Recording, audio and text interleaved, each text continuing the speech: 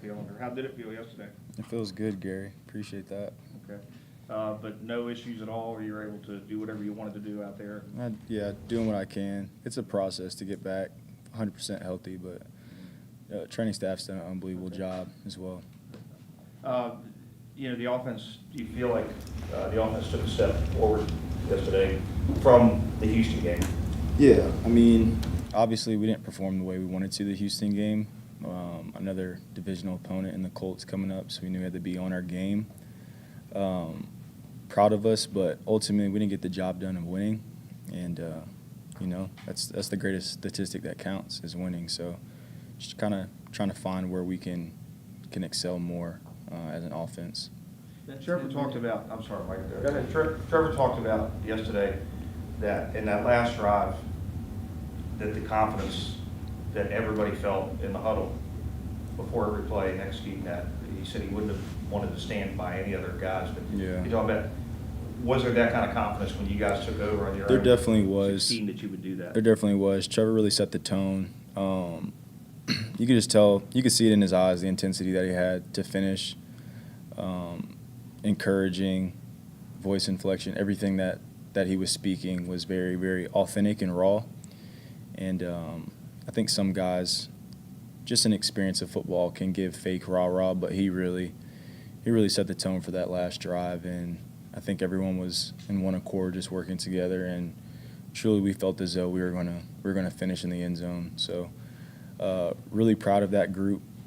In that moment, I think was a step for us as a team in that space with that situation, time on the clock, very methodical drive to go down and put points on the board.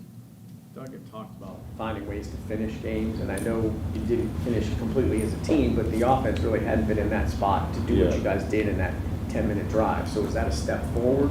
Yeah. From that learning how to finish stuff? Just to reiterate, yeah, I think definitely just because of we knew it was at stake.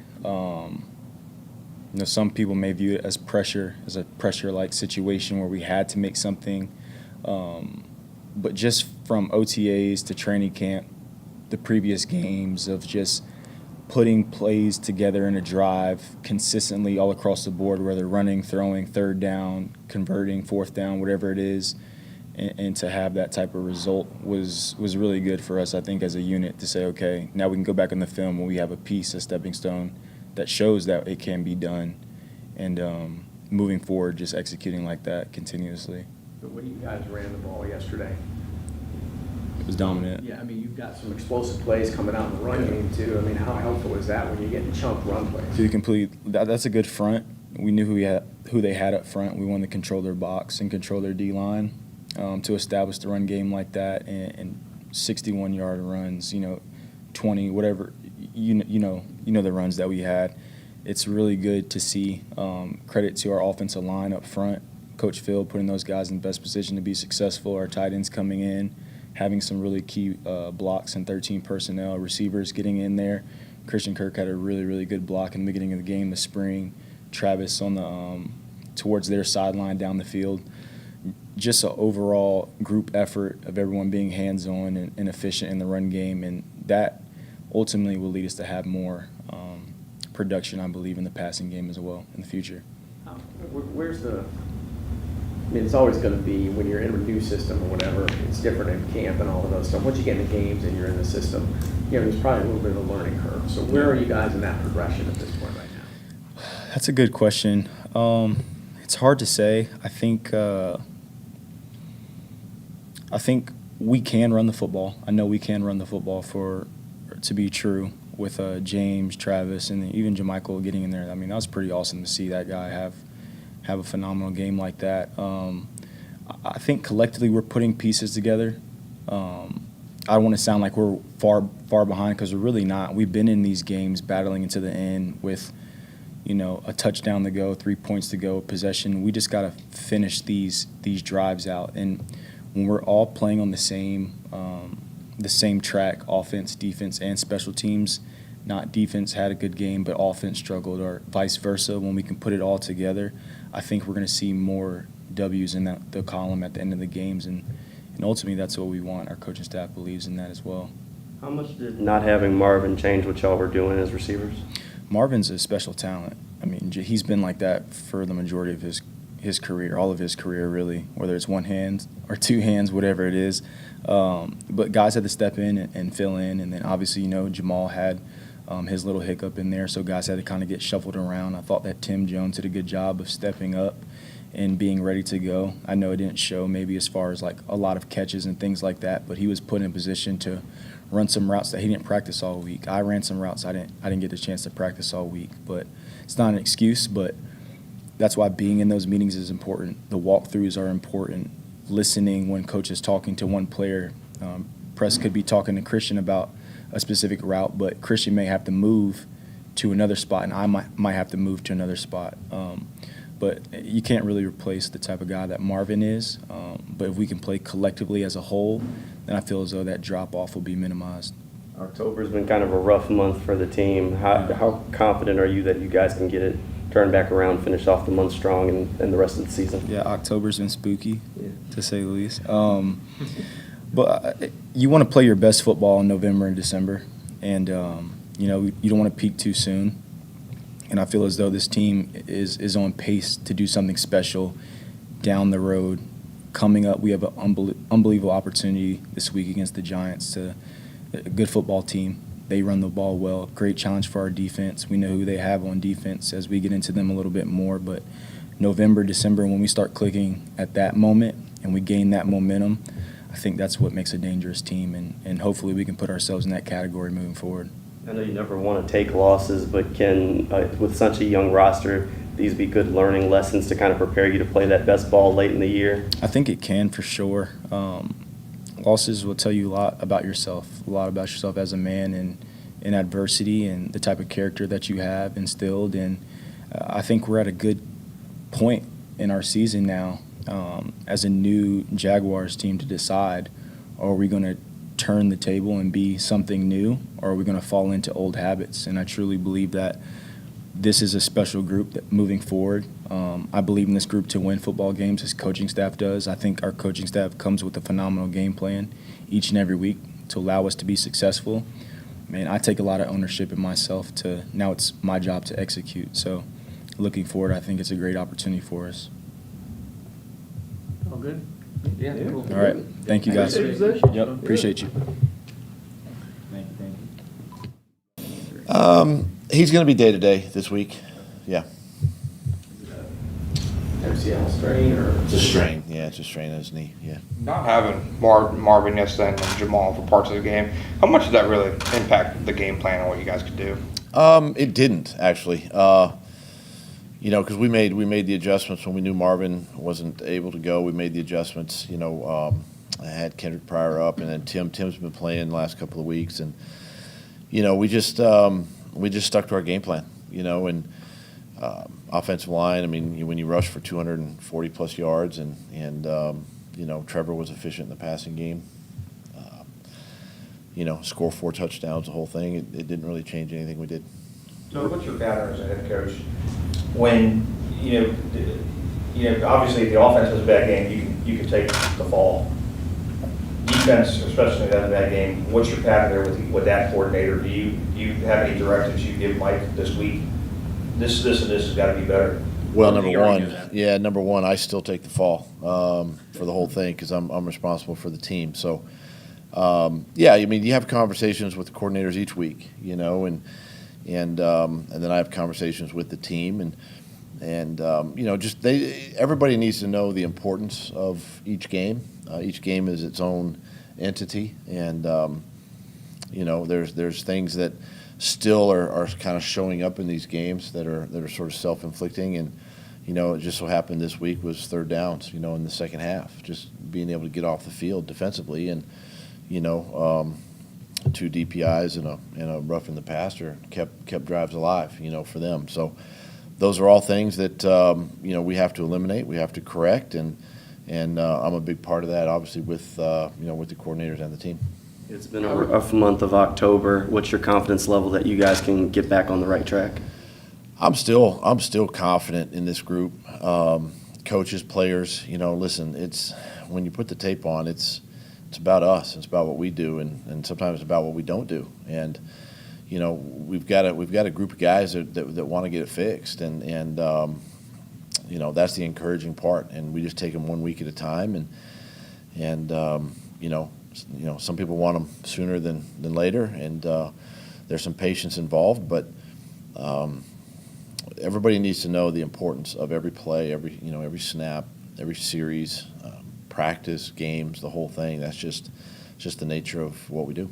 How much of the 58 pass attempts yesterday would you say, when you're looking at the tape, and the lack of the pass rush that you want, is a function of them just getting the ball out too quickly? There's not a chance. Well, that's it's two things. One, I think it's the respect that they have for our pass rush, number one, because we got some guys that can rush the passer, and number two, it was their game plan, and they wanted to go tempo with it, and really it wasn't a full speed tempo as much as it was just no huddle, at the line of scrimmage, and that's what can sometimes frustrate a good pass rush, is by getting the ball out of your hand, and I thought the Colts and Matt did a nice job of doing just that, and but then there were times, your second long, third and long, that we have to get there, and we have to put pressure on the quarterback. I think we only had either 7 hits or hurries, in the game, and you would like to see more, with 58 pass attempts, no sacks, obviously, but that was just a product of him getting the ball out of his hand. We hear all the time people use the term halftime adjustments, and that usually implies, what adjustments are the coaches doing. But what about the players? Do you feel like the players in this game adjusted well to what the Colts were doing? Yeah, I do. And again, I mean, it's not gonna change the fact that he's still getting the ball out of his hand. He's still getting it out. And I think they ran the ball, I think, just to run the ball at times. Just to see if they could, and we were able to sort of stymie the run game. But again, it just comes down to, when you get opportunities to get after the opposing passer, we've got to do everything we can to do that. And it's no different offensively. If there's a 3rd and 8, and we got to do everything in our power to stay on the field, right, and complete the pass or make that run, and it goes hand in hand, and we just got to be able to get it all together. I think that's where we're sort of, a little bit out of whack right now, is where we haven't been able to play complementary football, together, and that's what needs to get fixed. You got the Giants this week. Do you see some similarities between the two teams? Young quarterback, new head coach there in New York. They've just kind of been able to win some of those close games. Yeah, I haven't studied them as much. I will this week, but it seems that way. Daniel Jones has been in the league now for a few years, and it seems like he's settling in, doing a nice job with what they're doing up there. He's played a ton of football. Coach Dable, a lot of respect for him and what he brings to that team, leadership, stability, and all that. And then, of course, we know Wink Martindale, D coordinator there, is a legend, as far as his schemes and what he did in Baltimore, and it's going to be a challenge for us. But, they're making the plays, when they need to, and it's been effective, and they're winning the games because of it. And we just have to get our team to understand that at some point, we need somebody to make a play, and that was kind of my message to the team this morning. And we just got to be able to do that a little bit better. That final scoring drive you guys had, how important was that, just for the growth and confidence of the offense and Trevor to kind of see them put that together? I think it was a step in the right direction. I think it was 18 or 19 plays. There's a penalty in there, but to be able to do that in a time where we needed something, in that second half. We started the second half with a great drive. We were moving the ball in that second series up until the 4th and 1, and then, we were able to end, with that long drive. I think it just gives the offense confidence, the fact that when it's crunch time, they can do that, and it just kind of shows us too, like, this is what we're capable of doing if we just do our jobs and focus on one play at a time. Corners have to have a short memory anyway. What do you say to Shaq after the game like yesterday? just that, short-term memory, learn from it, go back and study the tape, and just know that whatever you put on tape, the next week's opponent may try some similar things, and you just got to get back into practice and work on it and detail it and just try to get better. I don't care if it's a rookie or a veteran player. That's what you got to do, and you got to have short-term memory, in this business, and just move on. Doug, do some guys like Matt Ryan and another one that comes to my mind is Flacco, they have a knack for not only getting the ball off just as they're getting hit, but they find somebody. I mean, does Matt always have that kind of? He's always been that way. It's just a great sense that he has, and some of the great quarterbacks have that, and they have the ability to find and great vision. He's a big, tall guy too, so he has great vision down the field. And there were a couple of times yesterday the ball found how it found their receiver. With our guys kind of barreling down on him was pretty impressive. But again, that's the trust that he has in his guys. It's the understanding of what they're doing, and it also comes from a lot of game experience and seeing a lot of different things. You've mentioned preparation a few times. Do you feel like the team's been preparing the way they need to be for the games? I do. I think this team does a nice job. They're young. They're still learning, though. And it's still our job to help them prepare each week and make sure that they've exhausted all their questions. They're studying their opponents, and but yeah, I feel like that when we get to Saturday and obviously the game day, that you see great communication still in practice, and the guys are the attention to detail and all of that. Now it just has to carry over to the game. Travis said he was surprised to find out that he was starting yesterday. Was that more of what you want to do in the game plan early to put him on the field first over games, or is it not that really big deal? I mean, it's not a big deal, but the actual, he probably would have known. Well, no, he would have known on Saturday. But anyway, it just sometimes it depends on what the first play is going to be. Who the personnel is going to be and stuff like that. And it's good to keep those guys thinking and guessing. You never know. You got to be ready. But his production in the last 2 weeks has been pretty much better than what you had hoped. I mean, 200. I don't think it's better than what we hoped. I think it's exactly what we had expected, with him. What he's kind of shown us this season, and he's you can see it. He's got speed to get around the edge. He's tough, physical, powerful between the tackles, and just somebody that you just try to continue to find ways to get the ball to. Can you talk a little bit about your confidence in Jermichael Hasty? I mean, he got that hole and he was gone. Yeah, no, he's obviously he's new to us since the end of camp, and we've liked him as a third back in these games because he can help us out on special teams, and he's just shown the ability to, a little burst in practice, the way he catches the ball, the way he kind of picks up on certain things, and we don't give him a ton of plays, but we do give him a few things, with his skill set, and it was great to when that thing opened and he went off tackle right there. It was well blocked, well executed, obviously, and he was able to show his speed. And I just told him when he came off the field, just make sure that he's in the end zone first before he drops the ball. He was across by about a foot. But no, as he gains more confidence too, then we can give him a little bit more. Yeah, and follow up. I mean, could you just talk about the offensive line, because there was literally 5, maybe 6 plays in that game where the hole that the running backs could hit was really, really wide. Yeah, I thought the offensive line blocked extremely well yesterday. It was unfortunate, a couple of the sacks. We just got edged quickly and all that. But I think in the run game, these guys really it was one of the things we kind of focused on with the Colts is just, blocking their defensive line. And they do.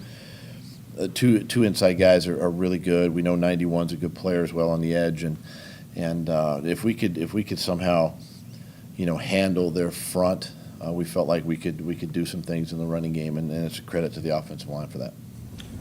Thanks, Doug. Thanks, Doug. All right, guys. Thanks. Appreciate it.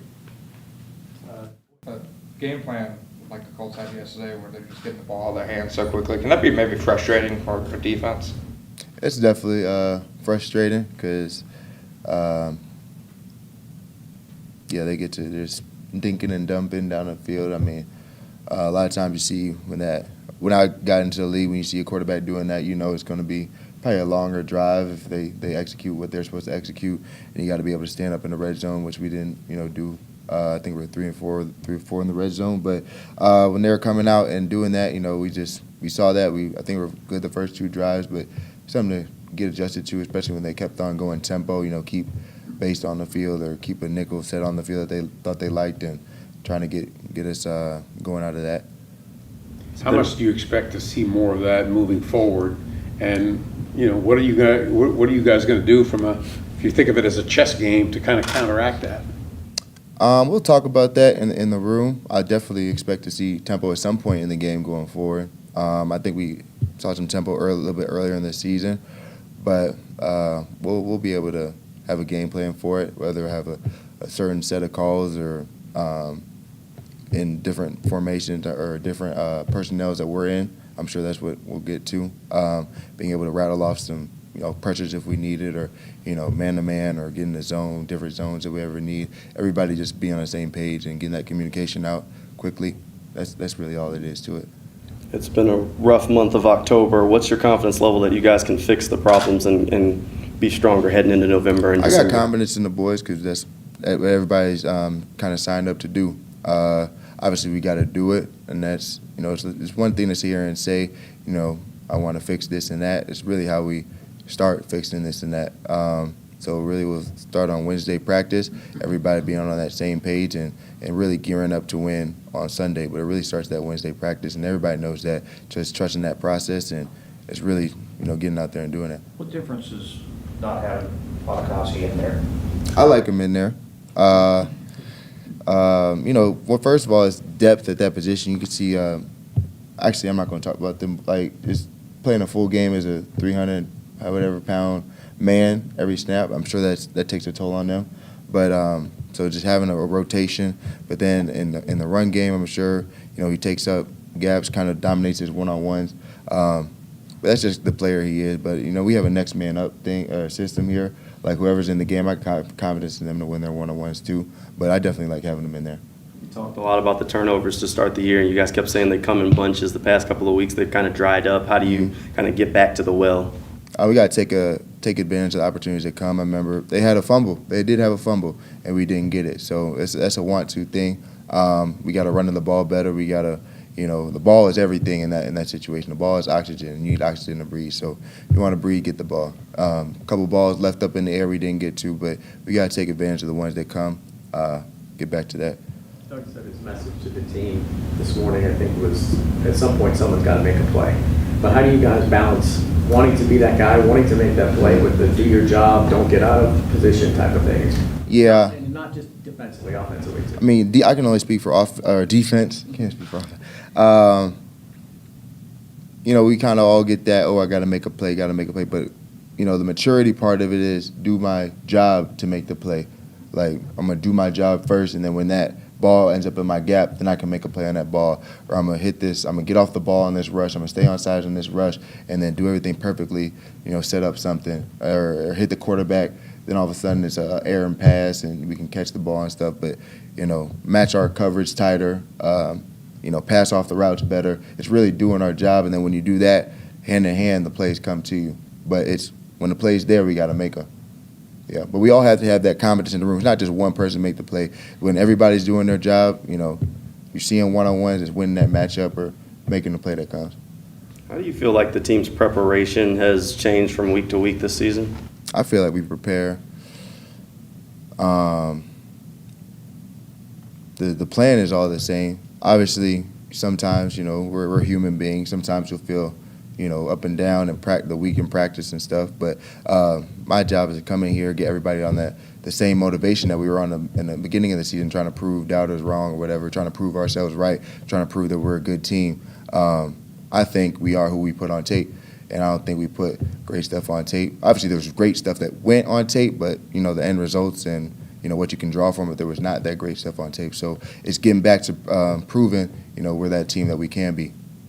How much of yesterday was just a lack of communication, just on those crossing routes and things of that nature? How tough was that?